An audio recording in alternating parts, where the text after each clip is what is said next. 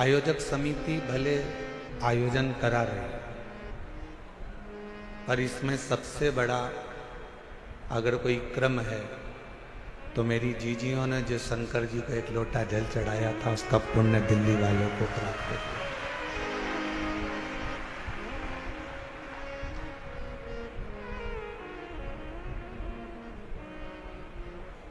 और हम तो कहेंगे एक बार अगर कोई मौका लगे तो दिल्ली में आकर दिल्ली वालों का दिल जरूर देखना, इसके अंदर शिव बसा पड़ा है। बोल बम का नारा है, सारी समस्या का हल। इनके दिल में अगर कोई मिलेगा तो आपको शंकर ही मिलेगा, शिव। और वो किस रूप में कैसे प्राप्त होगा, कैसे आप भगवान को अविरल भक्ति से प्राप्त करोगे, कैसे आप भगवान की अविरल भक्ति करोगे, ये आपके ऊपर निर्भर करता है।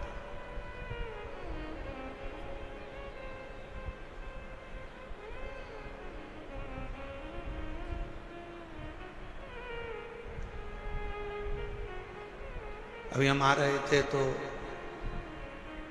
थोड़ा सा ट्रैफिक का जाम था। कुछ माताएं रिक्शे में से उतर कर बोली, क्यों गुरुजी तुम भी जाम में फंस गए?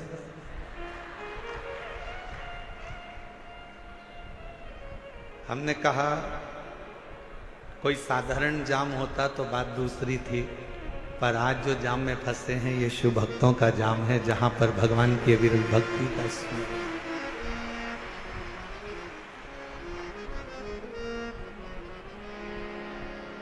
उसको पाने की एक ललकता, जितने दिल से दिल्ली वालों आप शिव महापुराण की कथा को श्रवण करोगे, ये निश्चित है मेरा शिव आपको खाली नहीं भेजेगा। आपकी भक्ति शिव के प्रति,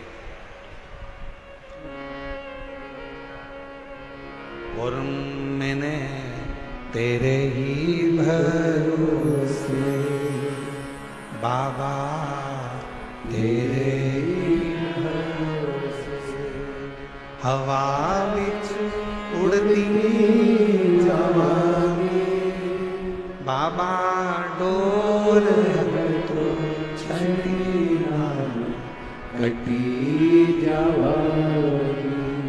भोले मैं तेरी कदम, शंभू मैं तेरी कदम, हवा विच उड़ती जावांगी बाबा, डोर तो छड़ी कटी जावांगी। शिव केवल एक भगवान ही नहीं, शिव केवल एक देवता ही नहीं, शिव हमारे शरीर में जो सांसें चल रही है, जो धड़कनें निकल रही है, जो श्वास हमारे शरीर में प्रतिदिन चल रही है, वही शिव है, वही शिव।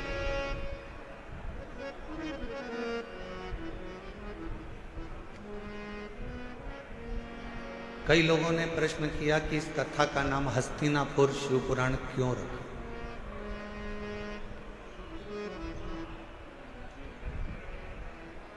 आपने कई कथा सुनाई, कहीं का नाम नंदी रखा, कहीं पर आपने देवी के ऊपर, शक्ति के ऊपर, शिव के ऊपर, गणेश के ऊपर कथाओं का स्मरण करा। पर दिल्ली में जो कथा हो रही है इसका नाम हस्तिनापुर शिव पुराण क्यों रखा? क्योंकि इस हस्तिनापुर को बसाने वाले एक राजा हुए जिनका नाम था हस्ति, और वो भगवान शिव के ऐसे उपासक थे, भगवान शंकर की ऐसी आराधना उस हस्तिन राजा ने करी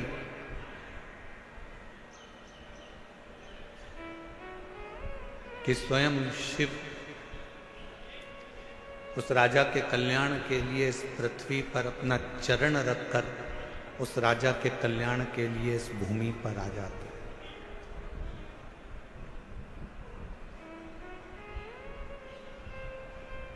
केवल कौरव और पांडवों के युद्ध से हस्तिनापुर नहीं है। हस्तिनापुर का इतिहास अगर पुराना उठाकर देखेंगे तो मेरे शंकर की अविरल भक्ति से हस्तिनापुर है। और इस हस्तिनापुर में वही राज कर सकता है जो शिव का परम उपासक हो, जिसने शंकर की अविरल भक्ति को अपने जीवन में उतारा हो। चाहे वो युधिष्ठिर हो, चाहे वो अर्जुन हो, चाहे वो नकुल हो, सहदेव हो, पांडव हो।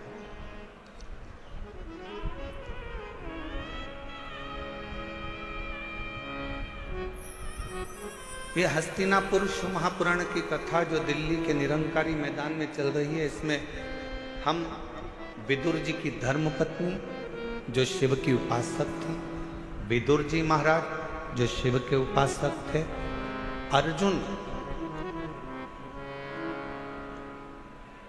जो शिव के उपासक,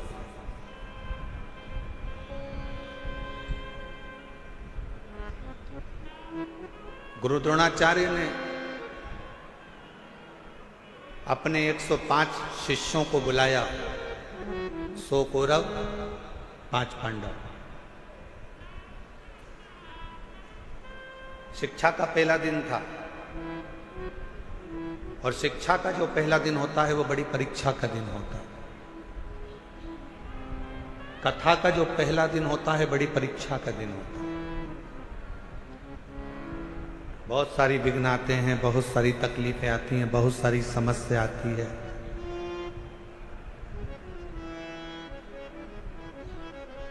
पर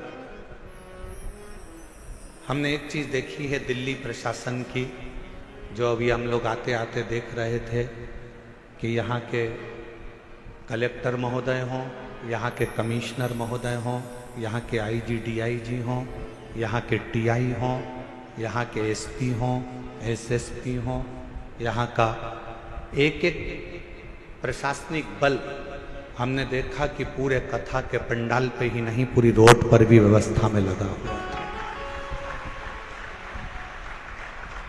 एक बार यहाँ के कमिश्नर महोदय, यहाँ के IG DIG, collector, SP, SSP, TI जितने भी यहाँ पर लगे हैं, उनके लिए जोरदार ताली की गर्जना करो कि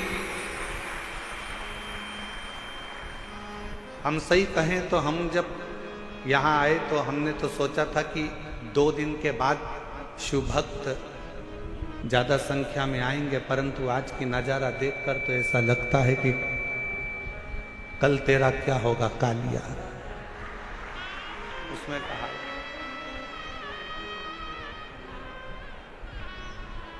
हमने यजमान से पूछा तुमने कितने पंडाल बनाए, तो कहा 3 पंडाल ये है, पीछे के पंडाल, साइड के पंडाल इससे मिला लो तो 8-9 पंडाल बने हुए हैं।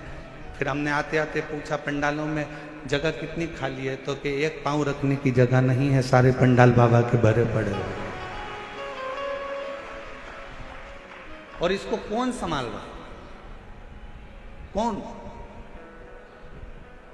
एक बार फिर प्रशासन के लिए जोरदार ताली बजाओ। संभालने वाली ये प्रशासनिक व्यवस्था, यहाँ के कमिश्नर महोदय हों, कलेक्टर महोदय हों, एसपी हो, एसएसपी हो, आईजी हो, डीआईजी हो, एसडीएम हो, यहाँ का पूरा पुलिस बल, ट्रैफिक पुलिस हो, चाहे अन्य बल हो, यहाँ की चिकित्सा विभाग, सब संभालने वाले।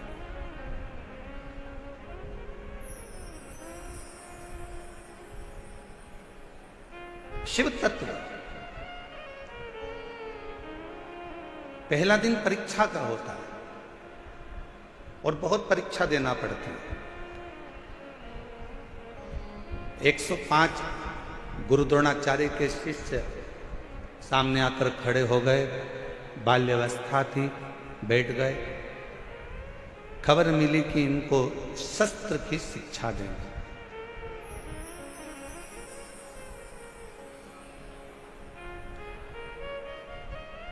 इनको शस्त्र शिक्षा देना है। गुरु द्रोणाचार्य ने इसी हस्तिनापुर में बैठकर कहा शस्त्र की शिक्षा देने को मैं तैयार हूं, पर शस्त्र की शिक्षा देने से पहले जितने मेरे शिष्य बैठे हैं उनसे निवेदन करूंगा कि आप में से जो मुझे शीश का दान दे देगा मैं उसको शस्त्र की शिक्षा दे दूंगा।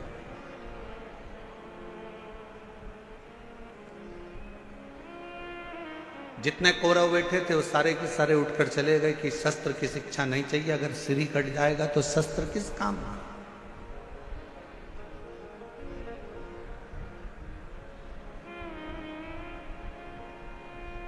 वो शस्त्र किस काम का।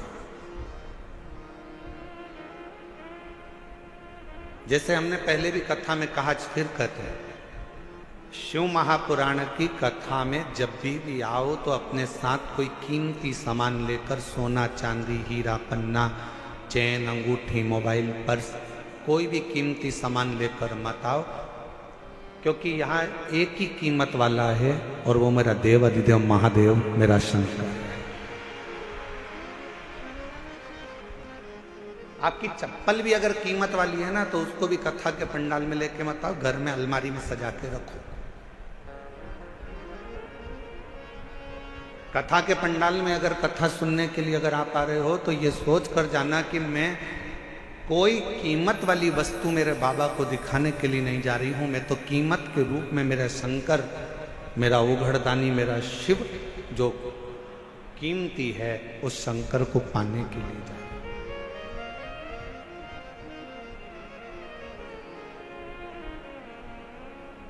हम चेन पहने हैं, बार बार अपना ध्यान चेन पर जाएगा। हम अंगूठी पहने हैं तो अंगूठी पर जाएगा।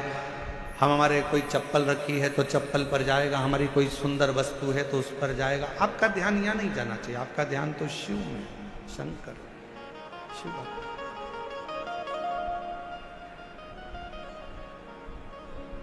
और मेरे भोले तेरा सहारा है, मेरे भोले तेरा सहारा है,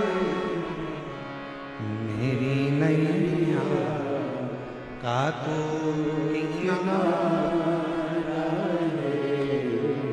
मेरी नैया का तू किनारा है, मेरे बाबा तुझे पुकारा है, मेरे बाबा तुझे पुकारा है, मेरी नैया का तू किनारा है, मेरी नैया का तू किनारा है।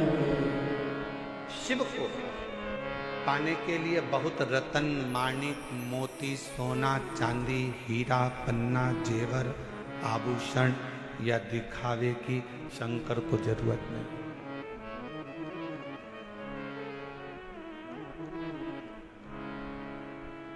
तुम्हारे धन की भी शंकर को जरूरत नहीं।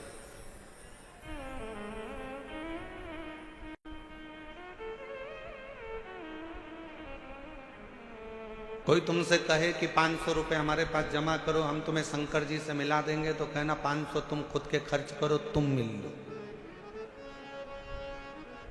शिव को धन की जरूरत नहीं है। अगर शंकर को धन की जरूरत होती तो सोने की लंका का दान भगवान शंकर रावण को नहीं कर देते।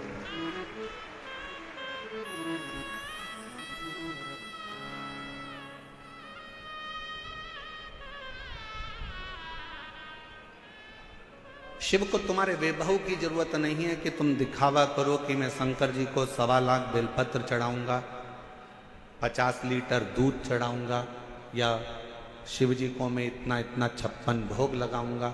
शिव जी कहते मुझे तुम्हारा वैभव भी नहीं चाहिए। क्या करूंगा तुम्हारे वैभव का? फिर किसी ने कहा मैं शंकर भगवान को एक एसी के कमरे में, एसी के महल में भगवान शिव को रखूंगा, तो शिव को तुम्हारा एसी का रूम भी नहीं चाहिए।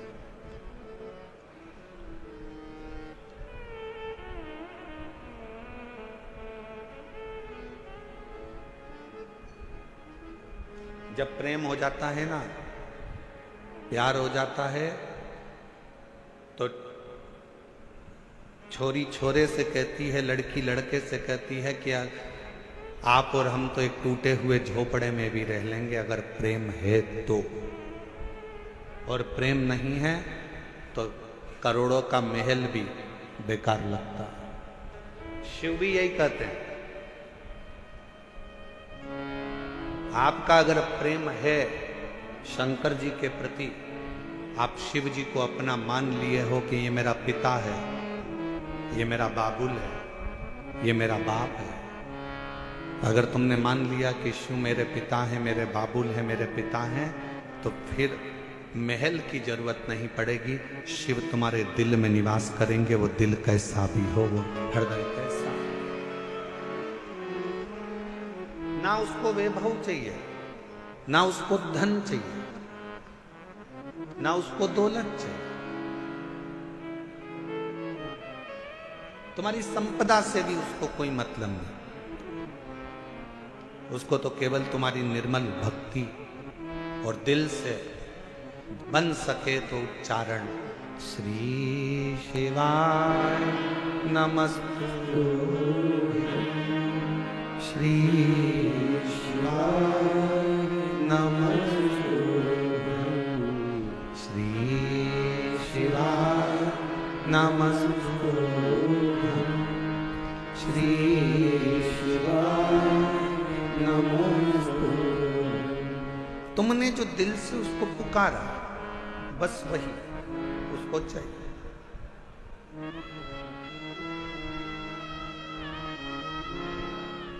कोई दिखावा,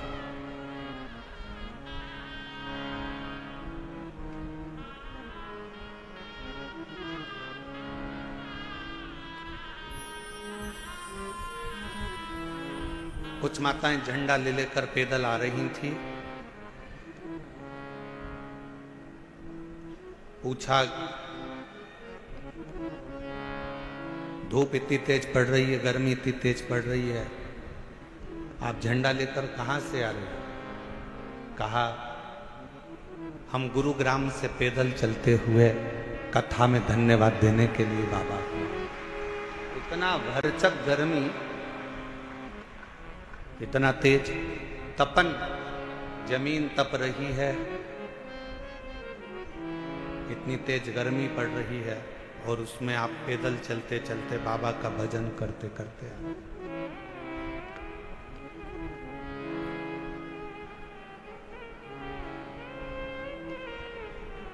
शिव कथा कह रही है, भगवान शंकर का संवाद कह रहा है।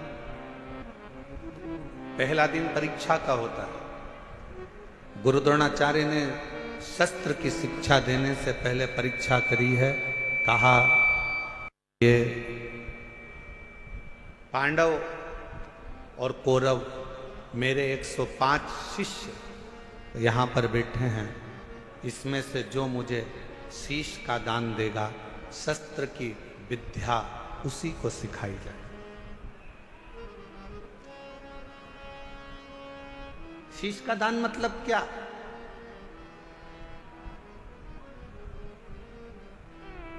क्यों घर के लोग कहते हैं कि बेटी घर अगर ससुराल जाओ तो सास ससुर के चरणों में झुक जाना, शीश झुकाना। माँ अपने पोता पोती को, अपने बेटा बेटी को कहती है दादा दादी के पास शीश झुकाना, नाना नानी को शीश झुकाना, घर के बुजुर्गों के आगे शीश झुकाना। शीश झुकाना मतलब शीश का दान दे देना। शास्त्र कहता है शीश का दान का मतलब ये होता है कि आप अपने भीतर का अहंकार उनके चरणों में डाल दिए हो और आपके अंदर अहंकार बचा नहीं है, आप उसके हो गए। अभिमान आपने त्याग दिया, अहंकार आपने छोड़ दिया। कई कई लोग कथा में भी आते हैं तो शीश का दान नहीं कर पाते, अहंकार को छोड़ नहीं पाते। तुम मुझे पहचानते नहीं हो, तुम मुझे जानते नहीं हो, मैं अब भी फोन लगाती हूँ, देखो अब भी मुझे जगह मिलेगी, अब भी फोन लगाती हूँ। और उसको क्या मालूम कि कथा में आई है तो यहाँ तो नेटवर्क मिलता ही नहीं है। जहां जहां शिव महापुराण की कथा होती है वहां नेटवर्क ही नहीं लगता। क्योंकि वहां एक ही नेटवर्क चलता है, वो शंकर जी का, बाकी के सारे नेटवर्क फेल हो जाते हैं। मैं अभी फोन लगाती हूँ तो मुझे जानते क्या हो, मैं बैठूंगी आगे, मैं अभी अभी फोन लगाती हूँ। बस हम तो कहते कभी कभी उनसे भी सीखा करो जो तुरंत कहते अब भी फोन लगाती हूँ 1 मिनट नहीं लगेगा और मेरी गाड़ी छूटेगी, अब भी फोन लगाती हूँ 1 मिनट नहीं लगेगा और मैं आगे बैठूंगी। ऐसा ही बल तुम्हारे अंदर होना चाहिए। अब भी श्री शिवाय नमस्तुभ्यम बोलती हूँ और मेरा शंकर मेरे पर कृपा करेगा, ये निश्चित है, ये निश्चित है। और जिस दिन आपके अंदर ये बल आ गया ना कि मेरा शंकर, मेरा उघड़दानी, मेरा त्रिकालदर्शी, मेरा कैलाशी, मेरा अविनाशी, मेरा शिव मेरे साथ में है, मैं उसको पुकारूंगी वो मेरा सुनेगा, मैं उसको आवाज दूंगी वो सुनेगा। उस दिन सर्वश्रेष्ठ सब कुछ।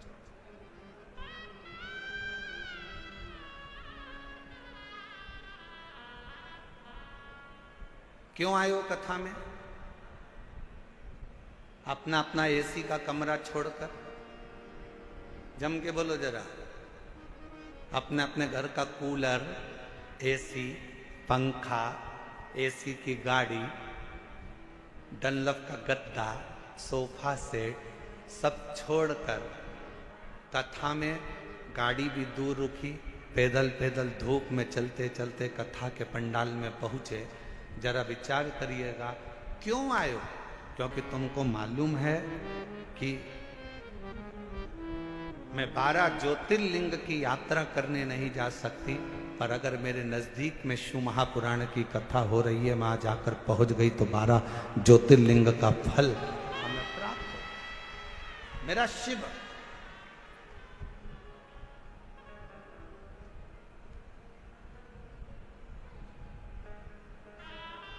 मेरा शिव मुझे यहां मिल जाए।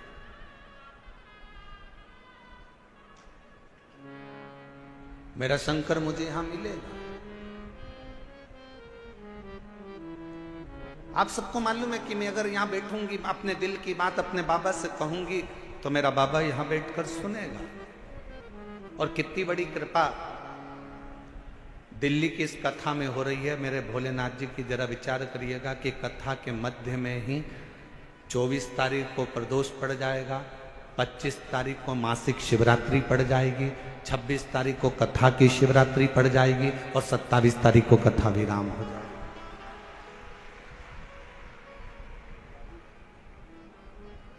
अब कितनी पुण्यता है। बस अपने चित्त को, अपने मन को, अपनी भक्ति को शिवमय बनाओ। प्रथम दिन था, गुरु द्रोणाचार्य ने सामने बिठाया अपने शिष्यों को, 105 शिष्य सामने बैठे।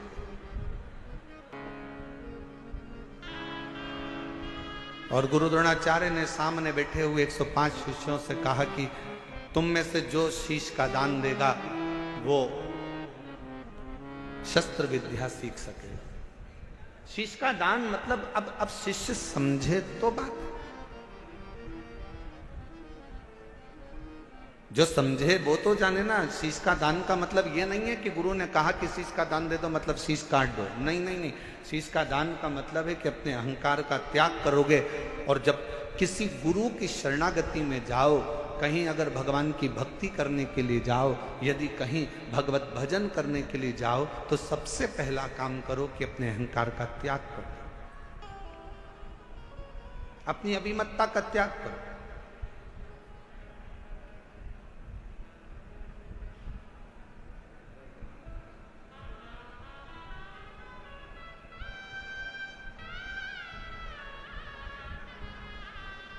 कल हम देख रहे थे बहुत बड़ी बड़ी बिल्डिंग है दिल्ली में बनी है, इतनी बड़ी बड़ी बिल्डिंग है बनी, इतना बड़ा बड़ा मकान बना, इतना बड़ा बड़ा मकान बना। तो हमारे साथ में जो हिमांशु पंडित जी थे वो कह रहे थे गुरु जी कितनी बड़ी बड़ी बिल्डिंगें बनी हैं। हमने कहा अपने शहरों में या अपने छोटे छोटे पुराने पुराने गांव हैं उसमें बड़ी बिल्डिंग भले नहीं होती थी पर बड़े मकान जरूर होते थे।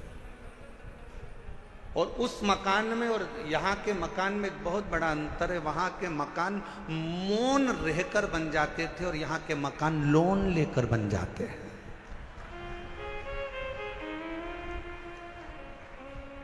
हमने कहा दोनों में अंतर। गांव का मकान काय से बनता है? जम के बोलो जरा सब। लोन लेकर। काय से बनता है? मौन रहकर गांव का मकान बन जाता था। और शहर में अगर मकान बनाना है, बहुत बड़ी बिल्डिंग बनाना है, तो यहाँ मौन रहने से नहीं, बैंक से लोन लेने से मकान बनता था। बहुत अंतर है दोनों में। हमारे गांव में आप जितना मौन रहेंगे, सहज रहेंगे, सरल रहेंगे, उतना उतना कृपा। वो कहते हैं ना कि कहा वर में और आशीर्वाद में बहुत बड़ा अंतर होता है।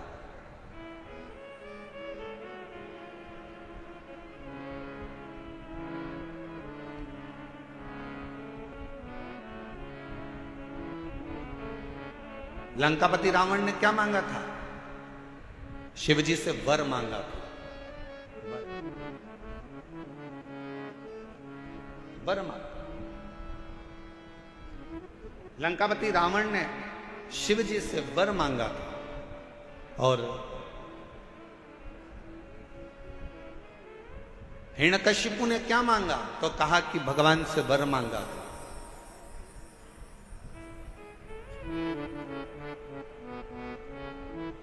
जितना मांगा गया वो वर था। रावण ने वर मांगा, लंका मिल गई, राज्य मिल गया, सत्ता मिल गई, वैभव मिल गया।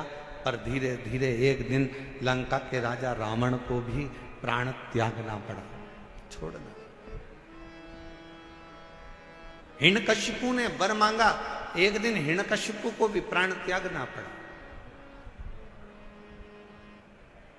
और आप सबसे निवेदन है, शंकर जी के मंदिर में जाकर कभी वर मत मांगना कि भगवान मुझे ये दे दो, भगवान मुझे वो दे दो, भगवान मुझे ये प्रदान कर दो, भगवान मुझे ये प्रदान कर दो। तुम शिव जी के मंदिर में अगर एक लोटा जल चढ़ाने के लिए जाओ तो शिव महापुराण की कथा कहती है कभी शिव के मंदिर में जाकर वर मत मांगना, क्योंकि वर मांगोगे तो एक दिन वो वर समाप्त हो सकता है। शंकर जी के मंदिर में जाकर कहना बाबा मुझे आपका आशीर्वाद दे दो, क्योंकि वर समाप्त हो जाएगा पर आशीर्वाद कभी समाप्त नहीं होता, कभी समाप्त नहीं।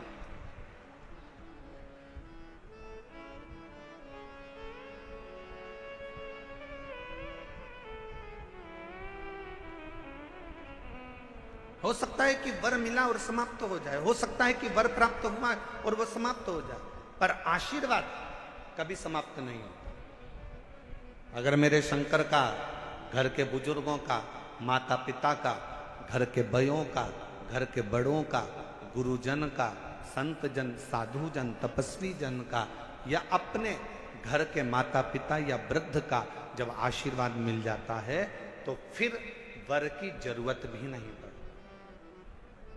मांगो उससे कि देना हो तो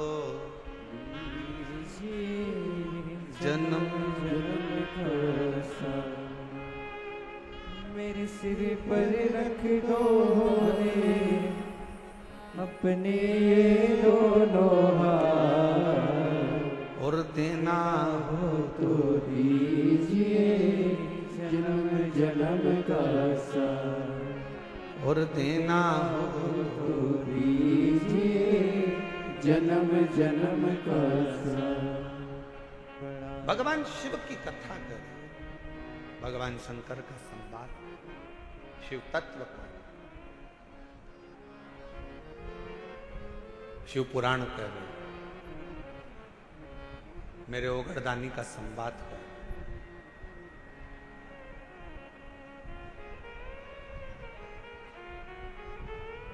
शीश का दान दीजिए। गुरु द्रोणाचार्य ने कहा कि जो शीश का दान दे देगा, जो शीश,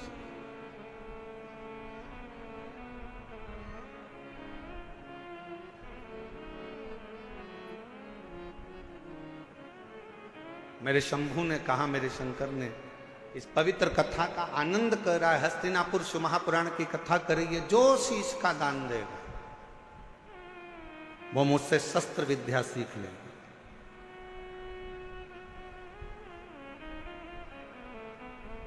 अब कौन शीश का दान दे? सब 105 जितने शिष्य बैठे थे गुरु द्रोणाचार्य के, उसमें से 100 शिष्य उठकर चले गए। 5 शिष्य बैठे रहे पांडव, उसमें भी एक अर्जुन सामने बैठा रहा, तलवार उठाई और शीश के पास लेकर जाने लगा, काट कर शीश का दान देने लगा। गुरु द्रोणाचार्य ने मना कर दिया, मुझे कटा हुआ शीश नहीं, तेरे धड़ पर लगा हुआ शीश मेरे चरणों में पड़ जाएगा, उतना दान बहुत है और मैं तुझे दे दूं, मत दीजिए। शंकर भगवान को तुम्हारा धन नहीं, वैभव नहीं, सत्ता नहीं, दौलत नहीं, शिव जी को केवल तुम्हारा एक लोटा जल शिव को समर्पित कर दो। एक लोटा जल भी नहीं हो तो 3 बार ताली बजा दो, वो भी नहीं है तो मुख से बम बम बोले बोले, ये भी नहीं बोल सकते तो मुख से हर हर महा, इतना कर सकते।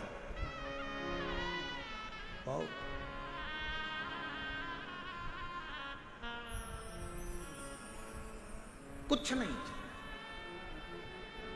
जिस दिन अहंकार छोड़कर, अभिमत्ता त्याग कर, अभिमान का त्याग कर कर, जिस दिन अहंकार को छोड़कर तुम शिव की ओर बढ़ोगे, शिव तुम्हें प्राप्त हो जाए। हस्तिनापुर शिव महापुराण की कथा में हस्तिन नाम का जो राजा था वो शंकर का परम उपासक था, जिसने इस राज्य को बसाया था।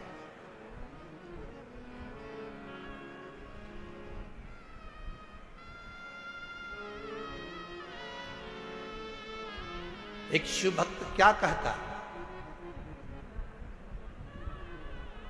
अभी कथा में कहा कि वर मत मांगो, आशीर्वाद मांग लो। भगवान अगर मिल भी जाए ना, तुम्हारे पास में आकर खड़ा भी हो जाए और कह दे ए मांग तुझे क्या चाहिए, तो उसे कह देना नहीं नहीं मुझे कुछ नहीं चाहिए, तुम तो तुम्हारा आशीर्वाद दे दो बस। क्यों? क्योंकि वरदान दोगे तो हो सकता है एक दिन समाप्त हो जाए। हमने फ्रिज मांग लिया, कूलर मांग लिया, एसी मांग लिया, ये मांग लिया, वो मांग लिया, गाड़ी मांग ली, बंगला मांग लिया, सामान मांग लिया, बेटा मांग लिया, बेटी मांग ली, दौलत मांग लिया, सत्ता मांग ली, हो सकता है एक दिन समाप्त हो जाए। पर यदि आपका अगर आशीर्वाद होगा तो ये कभी समाप्त होने वाला नहीं है। वर समाप्त हो सकता है पर आशीर्वाद कभी समाप्त नहीं होता, वो अजर और अमर रहता है, वो आपके आज भी है और कल भी है।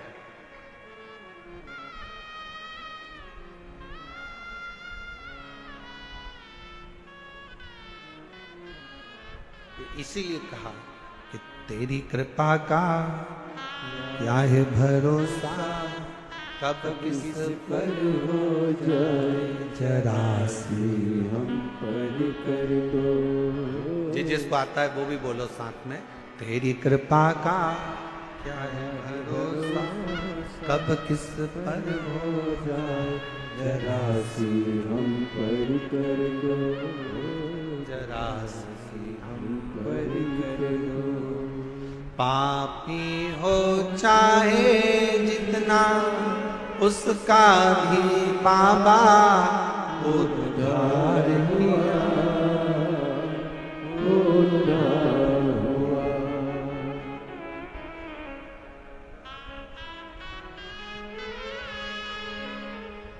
जिस पर भी हो गई तेरी करुणा कृपा, वो भव पार हुआ, भव पार हुआ। पापी हो चाहे जितना उसका भी बाबा उद्धार हुआ, उद्धार हुआ। जिस पर भी हो गई तेरी करुणा कृपा, वो भव पार हुआ, भव पार हुआ। गिद्ध अजामिल गणिका जैसे मन को तुम्हारे भाई जरा सी हम पर कर दो, जरा सी हम पर कर दो।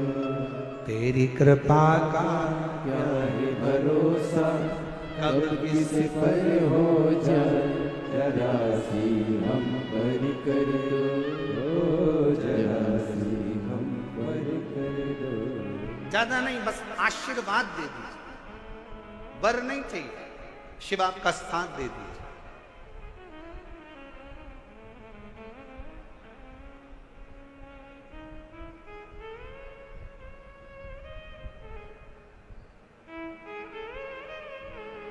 एक कथा आती है,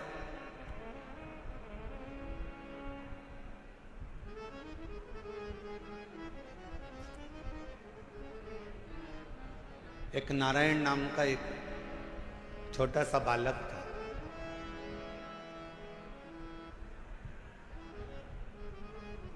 सोमवार अष्टमी की कथा है, आप लोगों ने पढ़ी भी होगी, स्मरण में भी होगी। एक नारायण नाम का छोटा सा बालक है जिसकी अवस्था 7 वर्ष की, केवल 7 वर्ष की अवस्था। और ये सोमवार अष्टमी की बड़ी सुंदर कथा है, आज स्मरण में आई है, तो आप लोग और हम लोग उसको श्रवण करें। और कभी अगर सोमवार की अष्टमी पढ़े तो इस कथा का मनन चिंतन उस दिन जरूर करना। एक नारायण नाम का छोटा सा बालक जिसकी अवस्था 7 वर्ष की, पिता इसका जन्म होने के बाद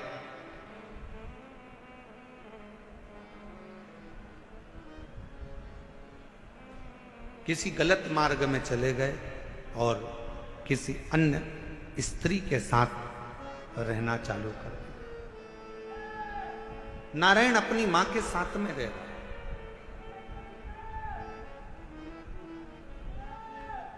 और छोटी सी अवस्था से नारायण बार बार पूछता रहता। छोटी सी अवस्था से नारायण अपनी मां से पूछता रहता है कि मेरे पिता कहाँ हैं, मेरे पिता कहाँ हैं, मेरे पिता कहाँ। मेरी दिल्ली की जीजियों, मेरे दिल्ली के जीजाओं, मेरी बेटियों बेटाओं, मेरी माताओं, मेरे भाई, मेरी बहनों, बड़ा ध्यान लगाकर सुनना कि जन्म हुआ, पिता ने अपनी पत्नी पर कुछ गलत बातों का इल्जाम लगा दिया और बच्चे को और मां को छोड़कर पिता किसी अन्य स्त्री के साथ चला गया, साथ रहने लगा। गांव बदल दिया, नगर बदल दिया, शहर बदल दिया।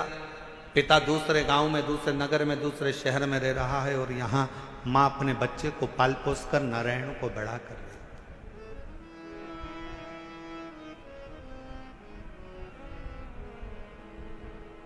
छोटा सा बच्चा जैसे जैसे बड़ा हो रहा है, छोटा सा बच्चा जैसे जैसे बढ़ता जा रहा है, वैसे वैसे अपने पिता के बारे में पूछता जा रहा है, मां मेरे पिताजी कहां है, मां मेरे पिताजी कहां है।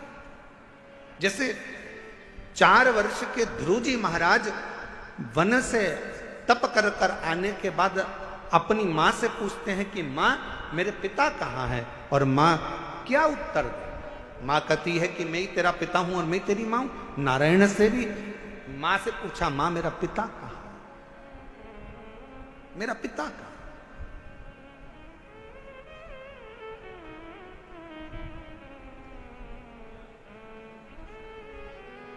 एक दिन गुस्से में आकर मां ने कह दिया, क्या पिता पिता पिता पिता पूछता रहता है, क्या दिन भर पिता का नाम लेता रहता है। मैंने तुझे पाल पोस कर बड़ा करा, कभी मेरा भी नाम लिया कर, क्या पिता का नाम लेता। सोमवार की अष्टमी की कथा कहती है कि पिता का नाम लेते हुए बच्चे को मां ने एक दिन खूब डांटा, खूब फटकारा, पर बेटे की चित्त वृत्ति से पिता का स्मरण जाता नहीं, पिता का स्मरण नहीं जाता। मां मेरा पिता कहां है, बच्चे ने फिर जिद पकड़ी। आखिरी में मां ने तुरंत चिल्लाकर कह दिया, पिता पिता कहता है, ये सामने जो पत्थर पड़ा है, सामने जो भाटा पड़ा है, सामने जो कंकर पड़ा है, सामने जो पत्थर पड़ा है, यही तेरा पिता है।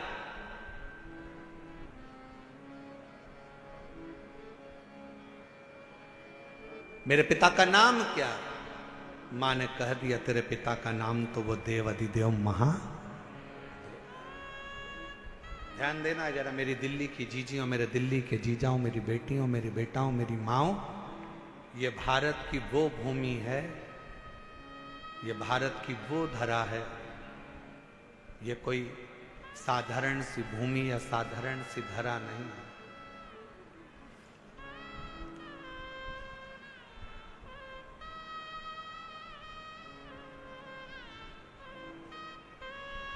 सात द्वीप, 245 देश और 4200 धर्म हैं पूरी दुनिया में। 7 द्वीप, 245 देश और 4200 धर्म पूरी दुनिया में है।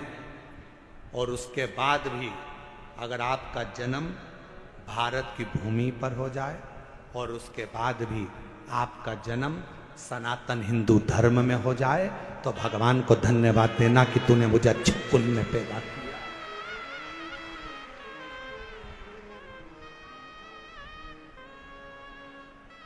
छाती तान कर चलना कि सनातन धर्म में तुम जन्मे हो। 7 द्वीप, 245 देश और 4200 धर्म होने के बाद भी ये भारत की भूमि सनातन धर्म और सनातनी बनकर अगर हम पैदा हुए हैं तो जी हमें गौरव होना चाहिए कि हम भारत माता के इस गोद में अपने संस्कारों से पोषित होते हुए उस महादेव की कृपा से जन्मे हैं। उस महादेव की कृपा से जहां हम अपने रिश्तों को पहचानते हैं, अपनी माता को माता कहते हैं, पिता को पिता कहते हैं, भाई का संबंध रखते हैं, बहन का संबंध रखते हैं, काका काकी का संबंध रखते हैं, नाना नानी का संबंध रखते हैं। सारे रिश्ते हम निभा कर चलते हैं। कोई दूसरे देश में इतने संबंध नहीं निभाए जाते जितने संबंध हमारे भारत की धरा पर एक सनातनी निभा कर चलता है। भारत की भूमि पर एक सनातनी निभा कर चलता है। वो संबंध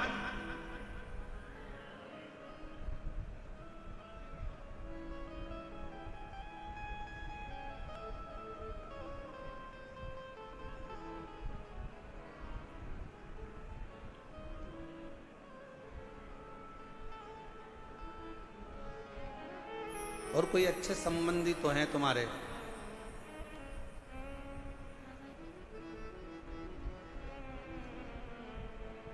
पत्थर का मुख बताकर बेटे से कह दिया नारायण से कि ये तेरा बाप है, ये तेरा पिता है। शिव महापुराण की कथा क्या करती है? शिव महापुराण की कथा ने करा क्या? शिव महापुराण की कथा ने केवल विश्वास जगाया है कि जिस तुम्हारे घर के पास के शंकर के मंदिर में एक लोटा जल चढ़ाने जाओ, जिस शिव जी के मंदिर में तुम जल चढ़ा रहे हो, जिस शंकर जी के मंदिर में तुम जल चढ़ाने गए हो, जिस शंकर जी के मंदिर में तुम बेलपत्र चढ़ाने गए हो, जिस शंकर जी के मंदिर में तुम स्तुति गाने गए हो, जिस शंकर जी के मंदिर में तुम भजन करने गए हो, जिस शंकर जी के मंदिर में तुम नाम जाप करने गए हो, बस तुमने उसको अपना पिता मान लिया। यही शिव पुराण कर रही हो, ये सोमवार की अष्टमी की कथा कर रही हो।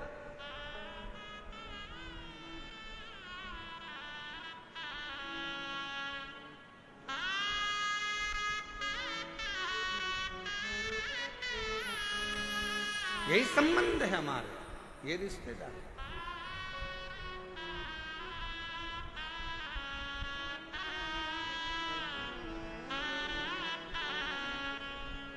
और रिश्ता तेरा मेरा सबसे प्यारा, रिश्ता तेरा मेरा सबसे प्यारा,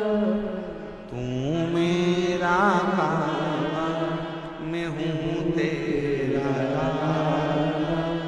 मैं हूँ तेरा,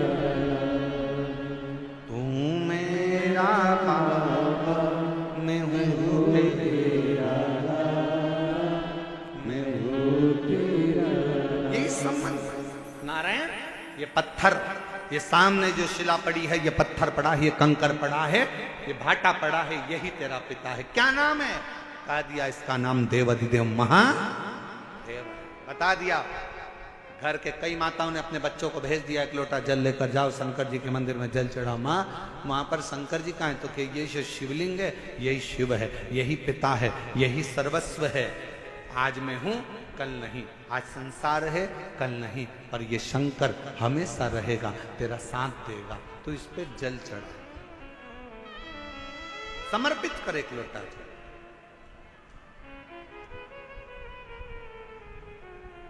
और जब सिर पर अगर भोलेनाथ जी का हाथ हो तो फिर क्या क्या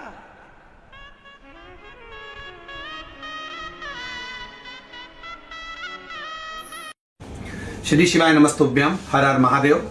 निरंकारी मैदान में जो 7 दिवसीय शिव महापुराण की कथा प्रारंभ हुई है, वह कथा कल प्रथम दिवस में आंधी तूफान आने के कारणवश द्वितीय दिवस की जो कथा है वो रोकी गई है, जिससे पंडाल व्यवस्था और अन्य व्यवस्थाएं अच्छे से हो जाएं।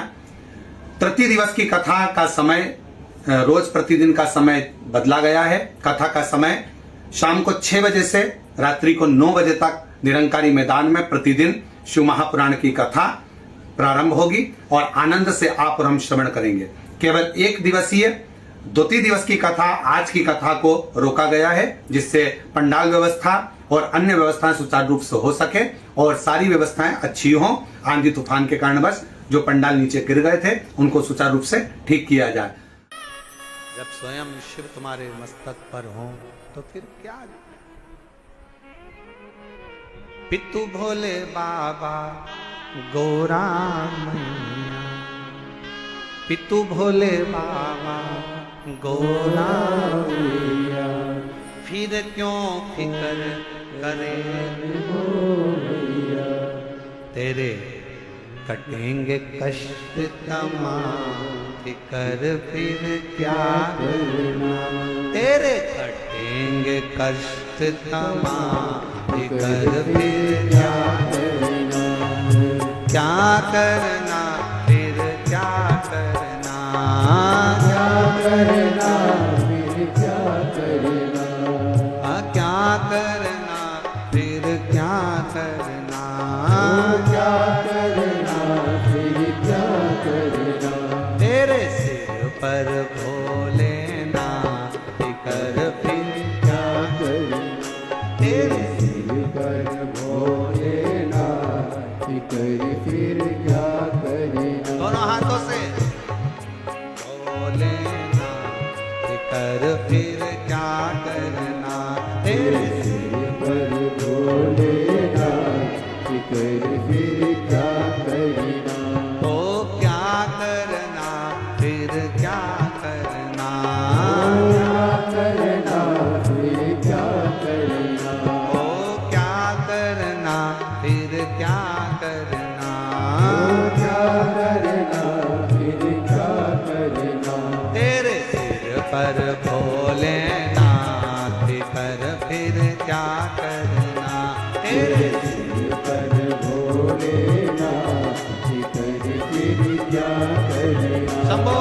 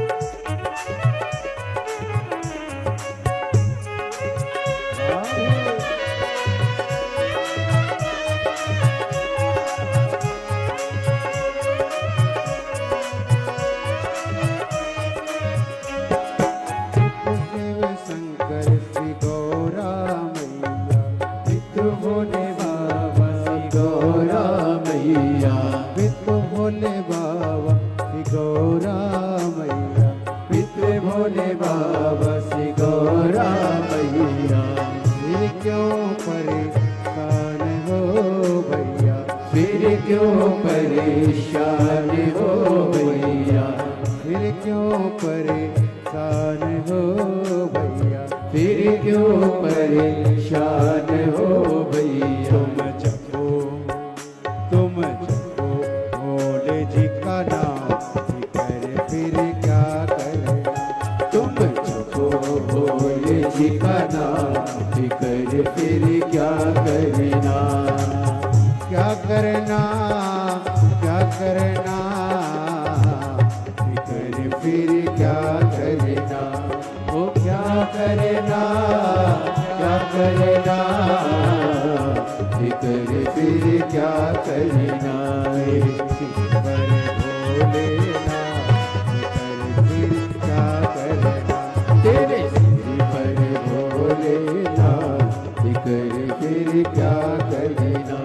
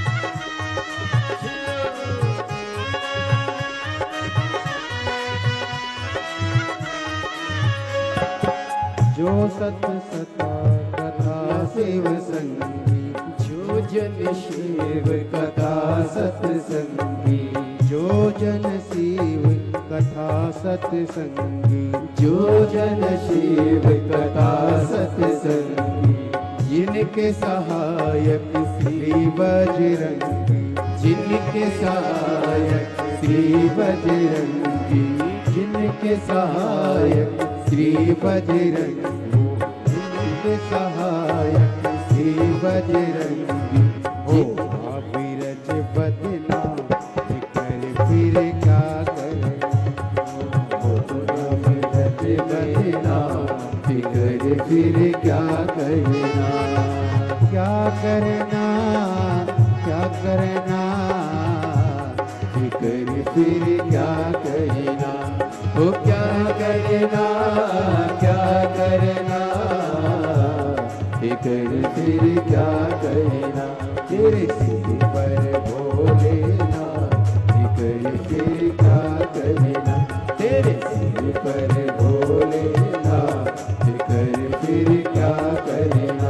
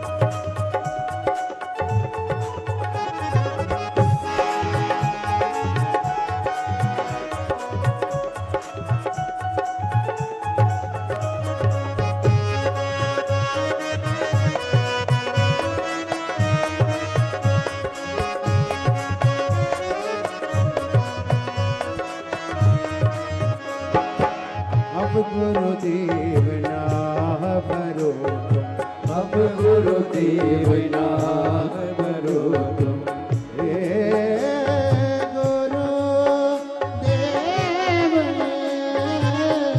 गुरुदेव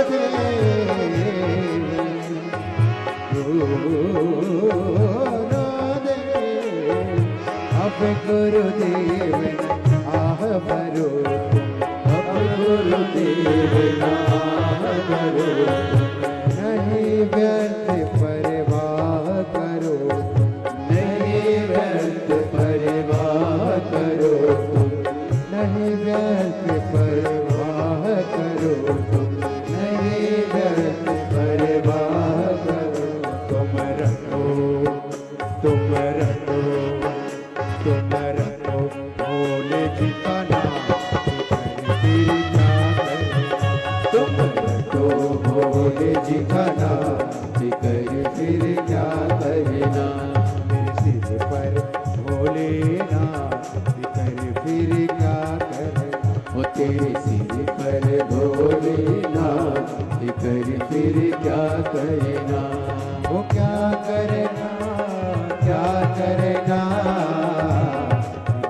फिर क्या करना वो क्या करना क्या करना फिर क्या करना भोलेनाथ फिर क्या करना तेरे सिर पर भोलेनाथ फिर क्या करना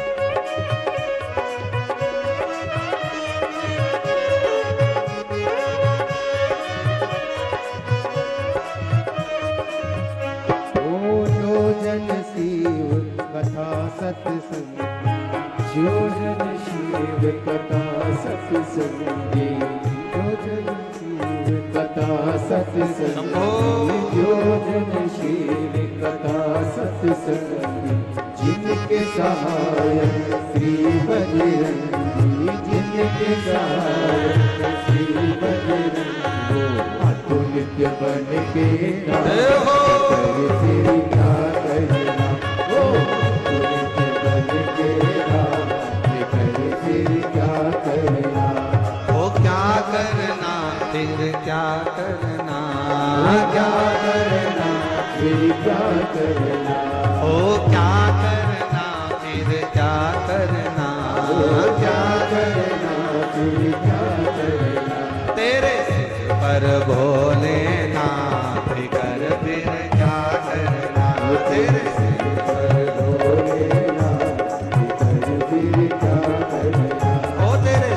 पर भोलेनाथ कर फिर क्या करना तेरे सिर पर भोलेनाथ कर फिर क्या करना तेरे मिट जाए कष्ट तमाम कर फिर क्या करना तेरे मिट जाए कष्ट फिर क्या करना तेरे सिर पर भोलेनाथ कर फिर क्या करना तेरे सिर पर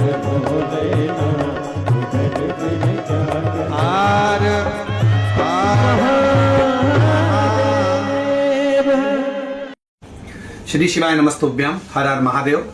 निरंकारी मैदान में जो 7 दिवसीय शिव महापुराण की कथा प्रारंभ हुई है, वह कथा कल प्रथम दिवस में आंधी तूफान आने के कारणवश द्वितीय दिवस की जो कथा है वो रोकी गई है, जिससे पंडाल व्यवस्था और अन्य व्यवस्थाएं अच्छे से हो जाएं। तृतीय दिवस की कथा का समय रोज प्रतिदिन का समय बदला गया है। कथा का समय शाम को 6 बजे से रात्रि को 9 बजे तक निरंकारी मैदान में प्रतिदिन शिव महापुराण की कथा प्रारंभ होगी और आनंद से आप और हम श्रवण करेंगे। केवल 1 दिवसीय द्वितीय दिवस की कथा, आज की कथा को रोका गया है, जिससे पंडाल व्यवस्था और अन्य व्यवस्थाएं सुचारू रूप से हो सके और सारी व्यवस्थाएं अच्छी हों। आंधी तूफान के कारणवश जो पंडाल नीचे गिर गए थे उनको सुचारू रूप से ठीक किया जाए। अपने स्थान पर बैठकर भगवान शिव जी से अपने मन का भाव कहें, दिल से प्रार्थना करें। जिस प्रार्थना को करने के लिए पूरे दुनिया के लोग कथा के पंडाल में जाते हैं, उस प्रार्थना को हृदय से बाबा से निवेदन करिए, अरदास करें, बाबा से प्रार्थना करें। जहां जगह मिले वहां बैठें और पीछे बाहर वालों से भी निवेदन है, पंडालों में अगर जगह ना मिले तो हम पहले भी कहते आए हैं कि अपने साथ एक छाता, 2 पानी की बोतल साथ लेकर चलें। एक बोतल अपने लिए पानी की, एक अपने अड़ोसी, पड़ोसी और धड़ोसी के लिए पीछे वाले। जहां जगह मिले वहां बैठकर बड़े प्रेम से सभी लोग बाबा के नाम का स्मरण करते हुए अपने दिल की बात, बहुत दूर दूर से आप लोग आए हैं, बाबा से प्रार्थना करें, निवेदन। दिल्ली में पहली बार योग बना है, ये पवित्र शिव महापुराण की कथा पंडाल में श्रवण करने का संपूर्ण दिल्ली वासियों को बहुत बहुत बधाई है, संपूर्ण क्षेत्रवासियों को बधाई। साथ में बोलेंगे, जिनको याद है वो बड़े भाव से बाबा को पुकार।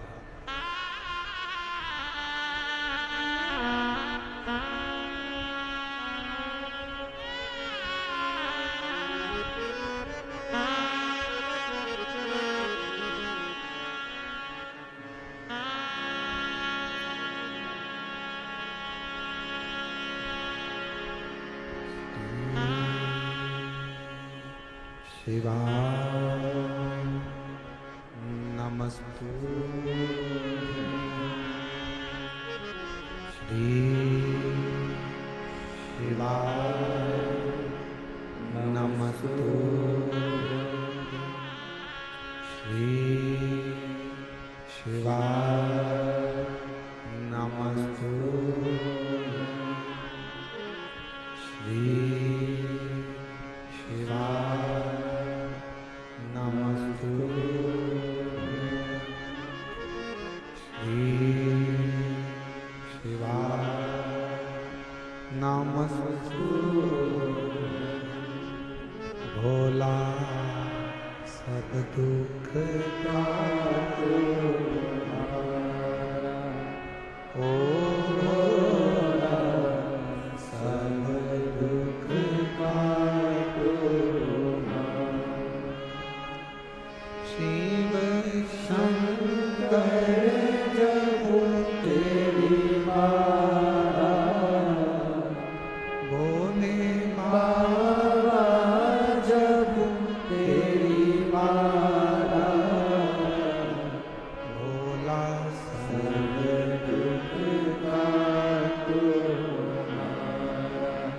ओ भोला सब दुख काटो।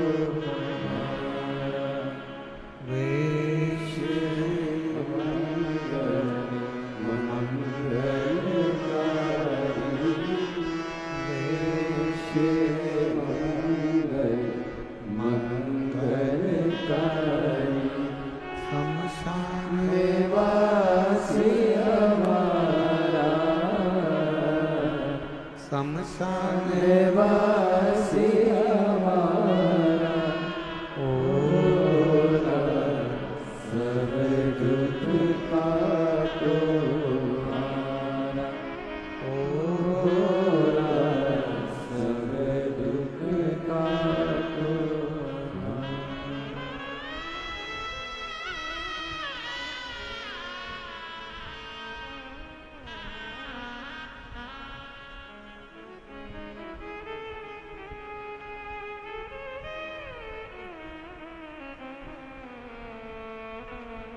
बाबा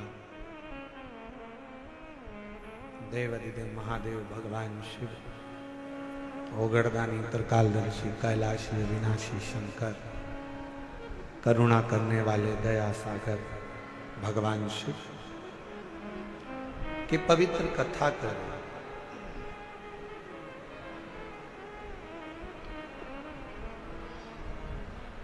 नारायण को एक पत्थर दिखा दिया। क्या इस पत्थर में भी परमात्मा हो सकता है?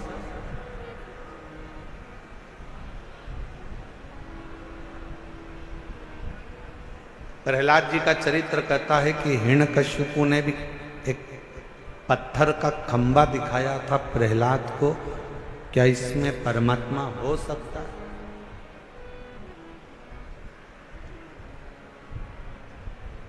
यदि विश्वास पूर्ण है तो शिव मिलता जरूर है। पूर्ण विश्वास अगर है तो शिव।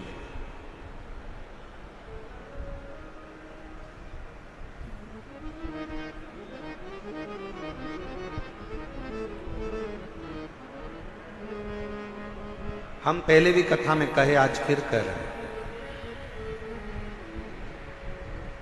शिव जी पर अगर भरोसा करा है तो आपका पूर्ण भरोसा यदि शंकर जी पर है तो दुनिया का ऐसा कोई दुख नहीं जो मेरा देव अधिदेव महादेव काट नहीं सकता। आपके दुख को काट। एक पत्र है, अच्छा है, देखो।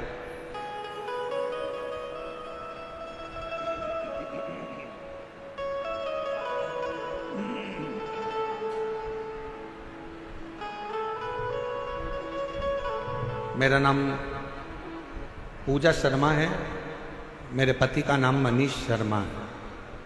मैं दिल्ली बुरारी संत नगर में रहती हूँ। मेरा मोबाइल नंबर ये है, अगर कहीं बैठे हों तो हाथ हिला सकती हैं। अगर कहीं बैठी हों तो हाथ हिला सकती हैं। और अगर साथ में बच्चा आया है तो लेकर आ सकते हैं। गुरुजी, मेरी शादी को 10 साल हो गए थे, संतान का सुख नहीं। दिल्ली का कोई ऐसा हॉस्पिटल नहीं जहां डॉक्टरों को हमने दिखाया नहीं। गोद भी भरवाई, डॉक्टरों के हिसाब से मैं मां नहीं बन सकती थी। संतान का सुख नहीं था। कोई बच्चा मेरी गोदी में आकर बैठ जाता था तो लोग उस बच्चे को उठा लेते थे, क्योंकि लोग मुझे बांझ कहते थे। इतना अपशब्द लोगों ने ताना दिया, अपशब्द कहे गुरुदेव, ताने पर ताने दिए जाते। दुख इतना था कि भगवान के सिवा किसको कहे। एक दिन मेरे ससुर जी मुझे एक पंडित जी से बोले कि मेरी बहू के यहाँ संतान नहीं है, तो पंडित जी ने भी एक ही बात कही कि एक काम कहो, टीवी पर आस्था चैनल पर सियोर वाला महाराज कथा करता है। शिव महापुराण की कथा अगर आसन लगाकर टीवी के सामने बैठकर भी अगर दिल से सुनी जाए और सफेद आंकड़े की जड़ का प्रयोग करा जाए, या किसी पंडाल में बैठकर कथा को सुना जाए और बाबा से झोली पसार कर मांगा जाए तो जरूर होगा। मेरे ससुर ने पंडित जी से कहा कि डॉक्टरों ने मना कर दिया कि ये कभी मां नहीं बन सकती। पंडित जी कहने लगे, एक बार अगर कथा के पंडाल की अगर रज भी उसके उदर पर लगे तो उससे भी फल मिलेगा। आपकी कथा नासिक में 2023 में चल रही थी, तब हम उस कथा को सुनने के लिए पंडाल में बैठ गए। सफेद आंकड़े की जड़ का प्रयोग करा और बाबा की ऐसी कृपा हुई गुरुदेव।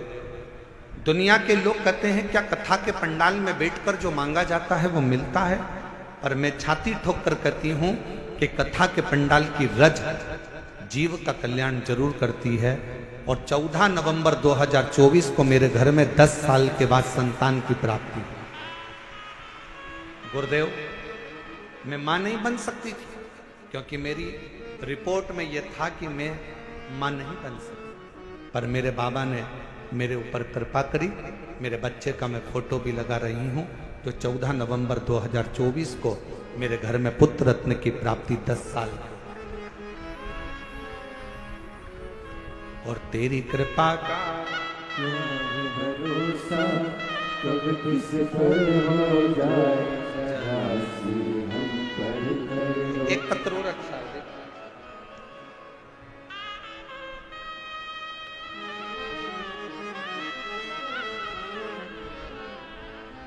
मेरा नाम संध्या सैनी है, पति का नाम कविंद्र सैनी है। मैं दिल्ली के बुरारी संत नगर की रहने वाली हूँ। पत्र को आप लोग एलईडी पर पढ़ सकते हैं। एलईडी पर चढ़ रहा है पत्र? एलईडी नहीं चल रही है क्या?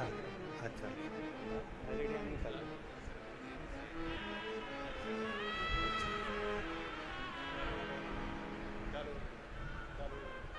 चालू हो गई एलईडियाँ, देखिए हो गया। पत्र को आप लोग एलईडी पर पढ़ सकते हैं। मेरा नाम संध्या सैनी है, पति का नाम कविंद्र सैनी है। मैं दिल्ली बुरारी संत नगर की रहने वाली हूँ। गुरुजी, एक लोटे जल का मैं क्या वर्णन करूं। मेरा बेटा सीए का एग्जाम दे रहा था, 3-4 नंबर से रह जाता था। 23 साल हो गए थे। बेटे ने आखिरी में हिम्मत हार दी और बेटा कहता है कि माँ अब मैं एग्जाम नहीं दूं। मैंने अपने बेटे से कहा, वो सीओर वाला महाराज कहता है कि अच्छी पढ़ाई करो, दिन रात एक कर दो, इतनी मेहनत करो कि रात दिन एक हो जाए, और फिर शिवजी पर एक बेलपत्र शहद लगाकर चढ़ाकर बाबा से विनती करो। मेरे बेटे ने आपका कहना मानकर टीवी पर कथा सुनकर बेटे ने पढ़ाई करना प्रारंभ करा, और अब की बार उसने कह दिया, माँ वो सीओर वाला बाबा बोला है कि पढ़ाई को 4 गुना करना। अभी तक जो मेहनत करी थी उससे 4 गुना ज्यादा मेहनत करूंगा। और बेटे ने पढ़ना प्रारंभ करा। जो बेटे की हिम्मत हार गई थी उसने पशुपतिनाथ का व्रत किया और बाबा की कृपा से फिर वापिस एग्जाम दिया। मेरा बेटा रोज शिव जी के मंदिर जाता, जल चढ़ाता, पशुपति व्रत करता और साथ में पढ़ाई में मेहनत करता। गुरुदेव, उसकी लगन इतनी हो गई कि वो रात दिन एक कर कर पढ़ता। और आप कहते हो कि मेहनत का फल बाबा देता जरूर है।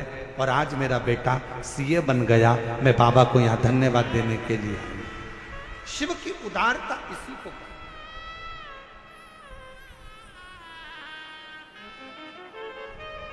और तेरी कृपा का क्या भरोसा, कब किस पर हो जाए, जरा सी हम पर कर दो, जरा सी हम पर कर दो।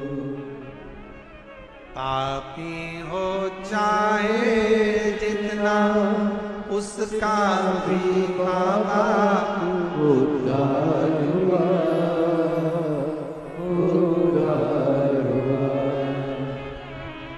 जिस पर भी हो गई तेरी करुणा कृपा, वो भव पार हुआ, भव पार हुआ। आप जितने प्रेम से, जितने विश्वास के साथ, जितनी दृढ़ता के साथ, हम फिर निवेदन करेंगे मेरे बेटा बेटियों से, मेरे नवयुवक बच्चों से, मेरी बहनों से, मेरे जीजाओं से, मेरी बेटियों से निवेदन है, कभी हिम्मत मत हारो।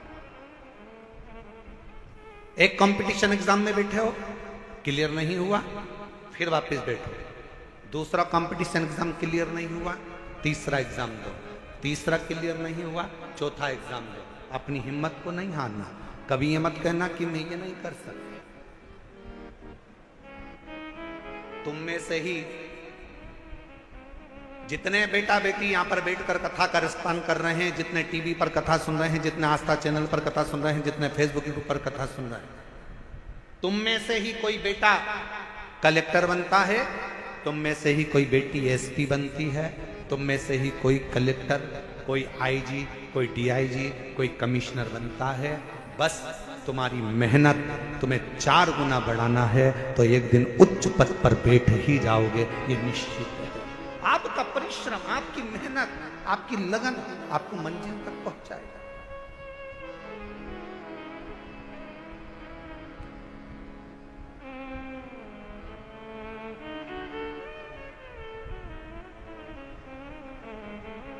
और फिर निवेदन करूं, किसी ने कह दिया कि तुम्हारा यह काम नहीं हो सकता, कोई ने कह दिया तुझे कैंसर हो गया और कैंसर होने के बाद तू ठीक नहीं हो सकती, तू ठीक नहीं होगा, तेरा किडनी लीवर बेकार हो गया, तू ठीक नहीं हो सकता, तू ठीक नहीं होगी, तुम छाती ठोक कर कहना वो मेरा बाप है, मेरा शंकर।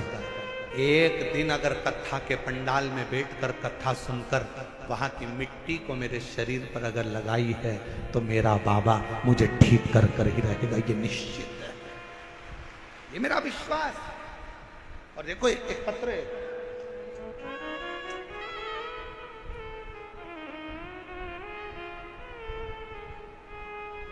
पहले निवेदन करूं आप लोगों को, पत्र लिखो पर थाली मत भेजो। इन थालियों का हम क्या करेंगे? पत्र भेजो आप केवल, हम उस पत्र को हमारे हाथ में आएगा तो पढ़ेंगे जरूरी, थाली वाली को ना भेजिए।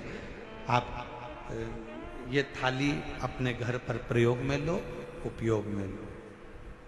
ना थाली ना लोटा, कुछ नहीं, भगवान की भक्ति करो। और एक निवेदन और करें, बहुत सारा धन लेकर, पर्स में पैसा लेकर कथा के पंडाल में मत आओ, दिल लेकर कथा के पंडाल में आओ, तुम्हारा पर्स तुम्हारे घर पर रहो। दिल लेकर तुम्हारी चेन, अंगूठी, मोबाइल, मंगलसूत्र, बहुत सोने का सामान, हीरे का सामान लेकर कथा के पंडाल में मत।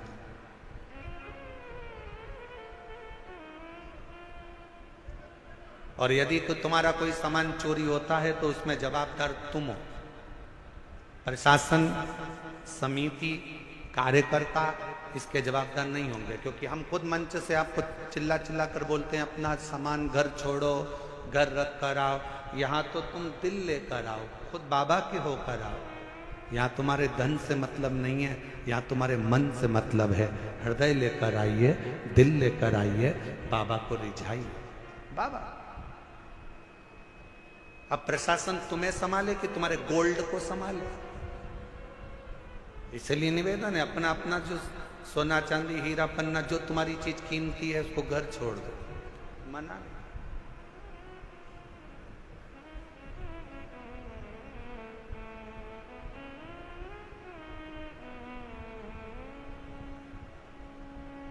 एक पति ने अपनी पत्नी से कहा अमरावती में कथा में, तुम मुझे कथा में लेकर क्यों नहीं चलती? तो पत्नी अपने पति से बोली, सियोर वाले बाबा बोलते हैं जो कीमती चीज है उसको घर छोड़कर आओ। तो पति ने कहा कीमती चीज तो सोना चांदी होती है। पत्नी कहती है मेरी कीमत तो तुम हो, तुम इतने कीमती हो, इसलिए तुम्हें घर छोड़कर कथा में चली जाती, तुम गोल्ड से भी कीमती हो। ये उसकी उदारता, ये उसकी कृपा, ये उसकी करुणा, ये उसकी दया। एक पत्र अच्छा है,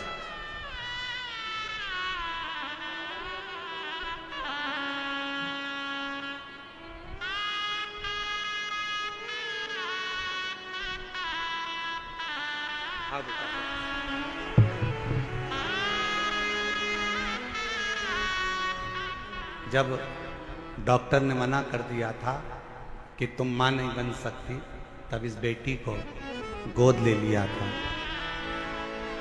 और इस बेटी को गोद लिया, बेटी को भी मंदिर लेकर जाती, बाबा से प्रार्थना करती। और डॉक्टरों ने तो कह दिया था कि तुम कभी मां नहीं बनोगी। हम तो कहते हैं इस बेटी को, जी आपने गोद लिया ना, तो इसी की सेवा के रूप में ये बालक मेरे शंकर ने आपको दिया है। ये उसी की कृपा, सेवा का फल कहीं ना कहीं मिलता है। शिव कृपा से 10 साल के बाद संतान हुई है।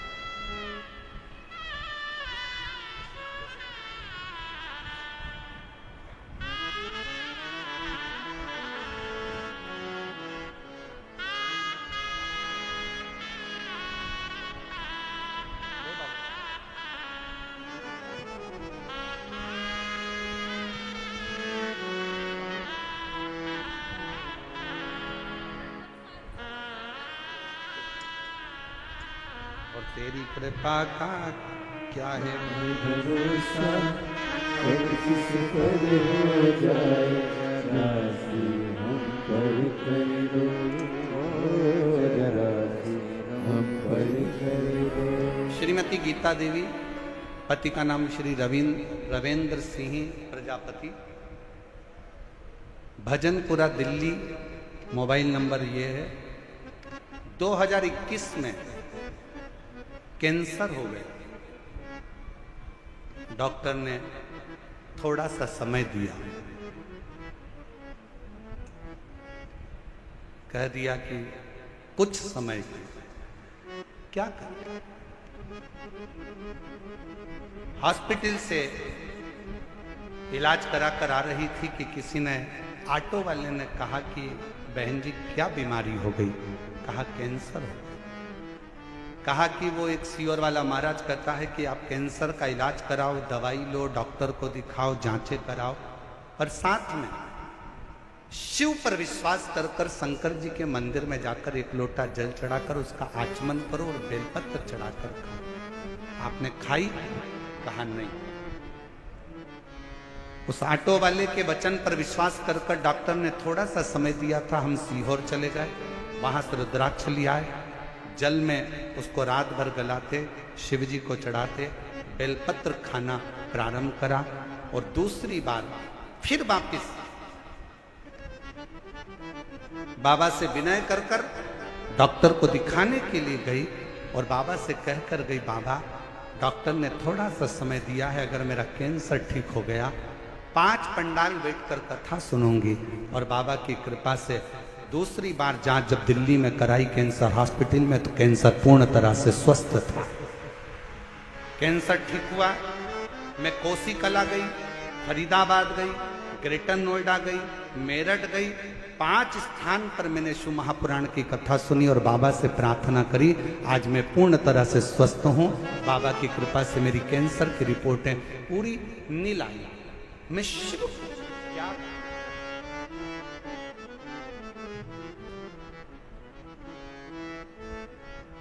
आप शंकर की स्तुति, शिव का गुणगान, शिव की स्तुति, शिव का भजन, शिव का स्मरण, आपके घर के नजदीक में जो शिवालय हो, आपके घर के पास में जो शंकर का मंदिर हो, सबसे पहले वहां जाना प्रारंभ करो। शिव जी को एक लोटा जल चढ़ाना प्रारंभ करो। हमारा निवेदन है, बहुत दूर जाने की तमन्ना में, केदारनाथ जाऊं मैं, अमरनाथ जाऊं मैं, यहां जाऊं, खूब जाओ, और पहले पास के शंकर के मंदिर में जाना चालू करो। जिस दिन मेरा शंकर तुम्हारा हाथ पकड़ लेगा, उस दिन खींचकर तुम्हें केदारनाथ और अमरनाथ बुला लेगा। उस दिन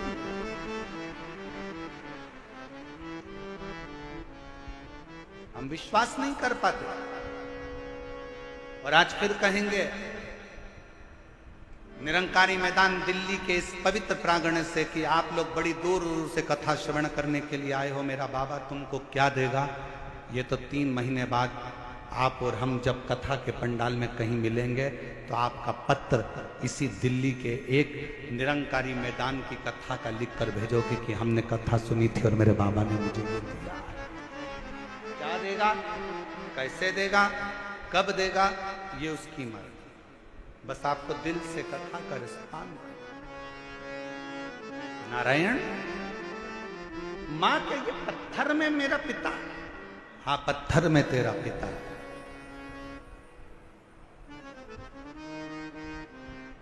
ये शिला, ये कंकर, ये पत्थर मेरा पिता, हाँ मानो तो गंगा मां हूं, ना मानो तो बहता पानी। आप मानो तो गंगा है, ना मानो तो बहता पानी।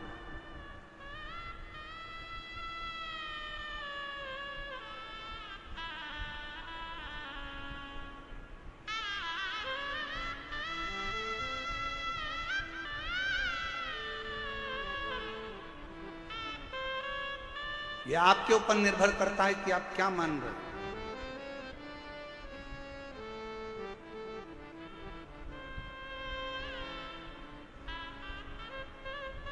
ये आपके ऊपर निर्भर करता है कि आप क्या मानकर चल रहे हो शिव को।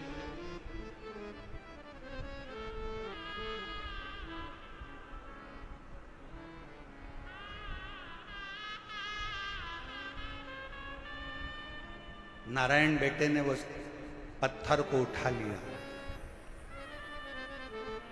बाजू में लेकर सो गए। पिता का स्मरण करता, पिता का नाम, पिता का।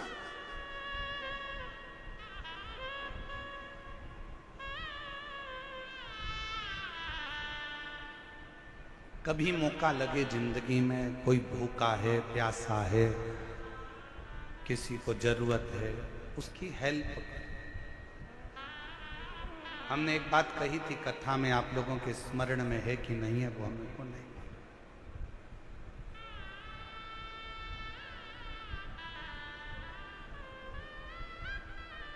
आप किसी को दान नहीं दे सकते, बिल्कुल मत दीजिए।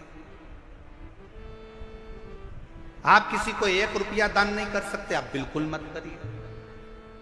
आप अठन्नी नहीं दे सकते, किसी को बिल्कुल मत दो। शिव महापुराण की कथा कहती है, आप अपनी कमाई का 1 अंश भी किसी को दान नहीं कर सकते, बिल्कुल मत करो। दूसरे महाराज आपसे कहेंगे कि 1 अंश दान करो, पर हम कहते हैं बिल्कुल आपका मन नहीं है, बिल्कुल मत करो। पर अपनी कमाई का कम से कम 1 अंश अपने खुद के ऊपर खर्च तो करो। बेटा एप्पल का मोबाइल चला रहा है और बाप कमाते कमाते दुकान पर पूरी जिंदगी निकाल दिया, कीपैड में पूरा जीवन निकाल दे। बेटा जीन्स और टी शर्ट पहनकर घूमता है, बच्चे अलग अलग अलमस्ती में घूमते हैं, नई नई गाड़ियों में घूमते हैं, और बाप कमा कमा कर अपनी जिंदगी का 1 अंश जोड़ते जोड़ते मर जाता। आप अपने ऊपर तो खर्च करो। आप मत दो किसी को 1 रुपया।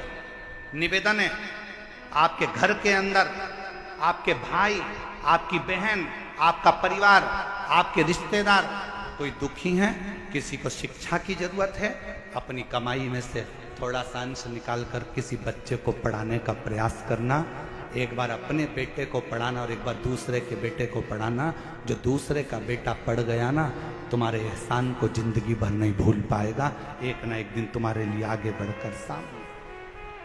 अपनी कमाई का 1 अंश निकालकर, कोई बीमार है, अपने परिवार में, अपने कुटुंब में, अपनी कॉलोनी में, अपनी सोसाइटी में, अपने मोहल्ले में, अपने क्षेत्र में कोई बीमार है, उसके लिए खर्च कर देखिए। मत दो किसी को 1 रुपया।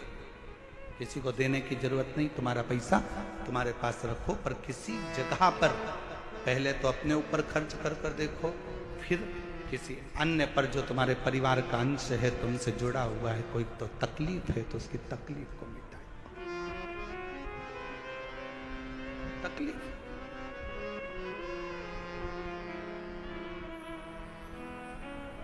शिव कथा कह रही है, नारायण अपने भगवान शंकर के उस शिवलिंग को अपने पास में, कंकर को, पत्थर को अपने पास में लेकर सोता है। माँ भोजन देती है, अपने पिता को भोग लगाता है। माँ कोई वस्त्र देती है, अपने पिता को वस्त्र दे देता है। स्नान करने जाता है तो पात्र को रखकर उसी से स्नान उसको भी कराता है और खुद भी करता है।